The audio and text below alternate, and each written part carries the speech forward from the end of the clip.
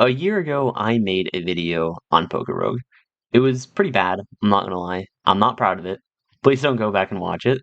But when I was thinking of videos I could do while being on a laptop, I thought, Pokerogue, I haven't played in a really, really long time. I started this on a new account, totally not because I forgot my other account password. And I know I already have some Pokemon filled out, but I tried to record this last night, and unfortunately, I recorded the entire thing in .mp3.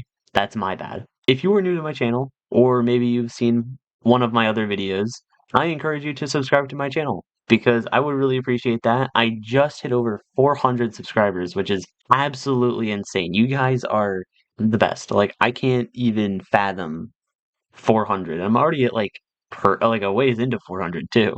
And if you guys haven't checked out my other videos, be sure to check those out too. I don't do only Pokemon or, just Geometry Dash and stuff like that. I do other things. So be sure to go watch those ones. And I will get on with the video now. So the Pokemon I chose were Dracozolt because he has a really good attack stat and defense, while being also decently speedy as well. And Electric Dragon is also a good type combo. The second one was Chimchar because he has Thunderbolt for some reason. I hatched him from an egg and he just got it. I don't know. And then the last one is Drifloon. Drifloon's not the greatest, to be honest, and I kind of regret putting it on my team, but it has Calm Mind, so it's actually like kind of good too. But anyway, now with these Route 1 Pokemon, or I not really Route 1, you know what I mean. Let's be honest, these early Route Pokemon are not hard at all. I just spammed Triple Axle and Thunderbolt pretty much the whole time, and then we went on to my trainer battle. Again, I just spammed Thundershock, as it's just a good move. It may not be a physical move, but it's enough. One, two, skip a few, and now we're on the Ivy fight. And if you don't know who Ivy is, pretty much this is the devil incarnate. Her starter is Fuecoco. Now, I don't have any grudges against Fuecoco, except for his middle stage. That thing is just kind of ugly. And her second Pokemon, which is her bird, is Wattrel. Now, honestly, this is probably the best, worst bird that she can choose. I have Triple Axle on my Dracozolt, so taking that thing out was a breeze. And after taking out the boss, Cottonee, we had a couple eggs we had to hatch. The first one was Skiddo. Skidoo, I don't really know, I call him Skidoo sometimes. The second one was Houndour. The third one was a Machop. The fourth was a Starly, pretty nice. The Psyduck, very cool. And now we got a Trico, very nice. Nasty Plot's a good ability, or move. And now I can't seem to remember the name of this Pokemon. And then we got a Grimer. And now we're on to our next area.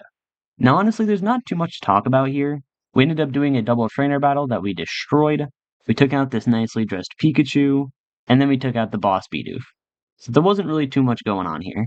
And now it's time for the next area. Now, this area wasn't that bad.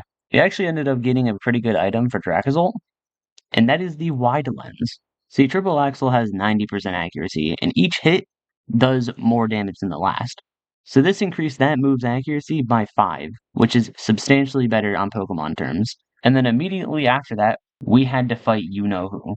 She enters with Crocola, which is so damn ugly, dude. Just get out of here. Just go.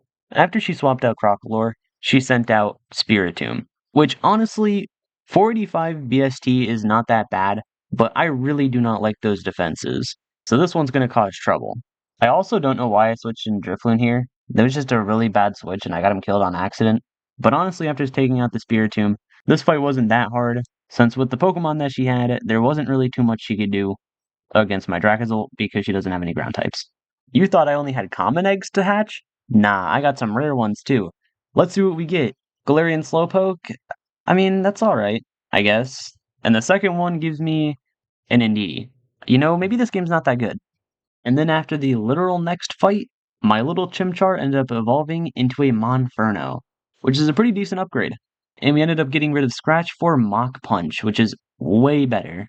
And wow, this route is just full of surprises, because the next one we got this shady-looking man with a Ponyta that has the hidden ability. And honestly, I didn't know what Ponyta's hidden ability was, so I just bought it anyway, even though I already have a fire type.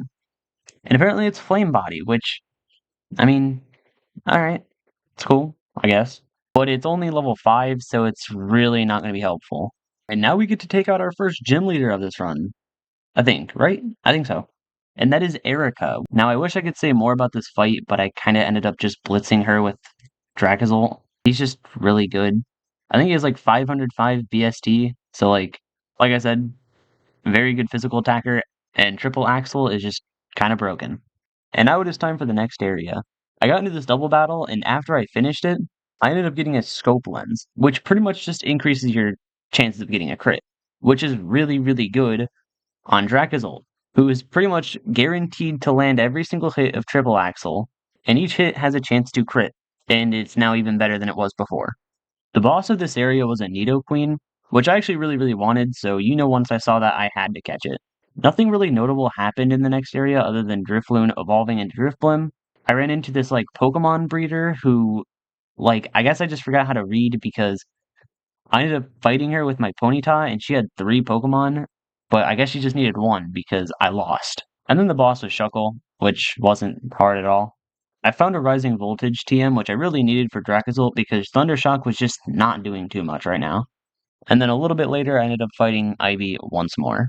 Now, honestly, this fight was very scary. She opened with Skeledirge, which I knew was going to be an issue, so I immediately used Dragon Tail to get it out of there and do some damage, which it didn't really do anything. And then she sent out Kilowattrel, which I knew I could deal with Triple Axle, but then she immediately withdrew into Jangmo-o, which I don't really know why, because I was just going to use Triple Axle, so it didn't really do anything. And then she swapped out to her Spiritomb, which I hit with a Dragon Tail, but then she swapped back into Skeledirge, which, man, I just had to get my Rising Voltage out, which got him down to half, but ultimately ended up killing my Dracozolt.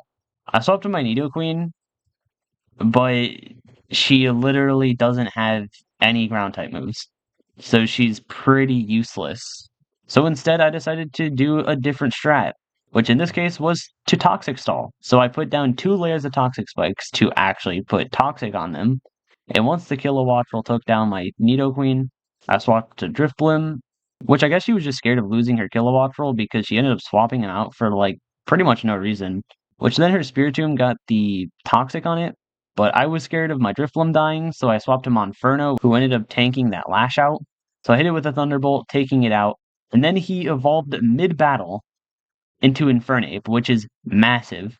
And then she sent out her Skeledirge, which immediately got the Toxic on it, and I'm faster, so I get my Thunderbolt off, and I don't even know what I'm doing here because I accidentally used Thunderbolt on the Kilowattrel, which has Volt Absorb, so I really wish I didn't do that.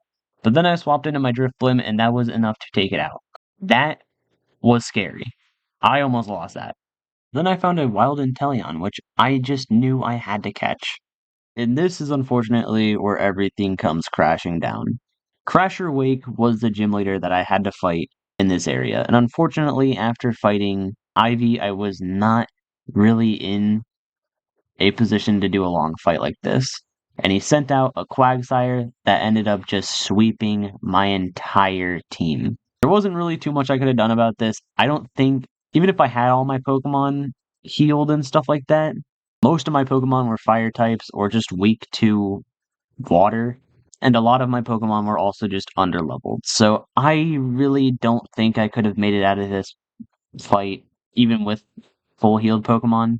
So that is unfortunately where this run ends. But I did get that egg voucher, so I'm going to hatch these eggs while I end the video. If you enjoyed this video and want to see more Pokerogue, be sure to comment. I reply to them all. So if you have any suggestions on what you want me to do next, or if you want a specific team, if you want more Pokerogue, I'd be surely down to do that. But like I said, if you enjoyed this video, be sure to like, comment, and subscribe. And I will see you guys in the next video. See ya.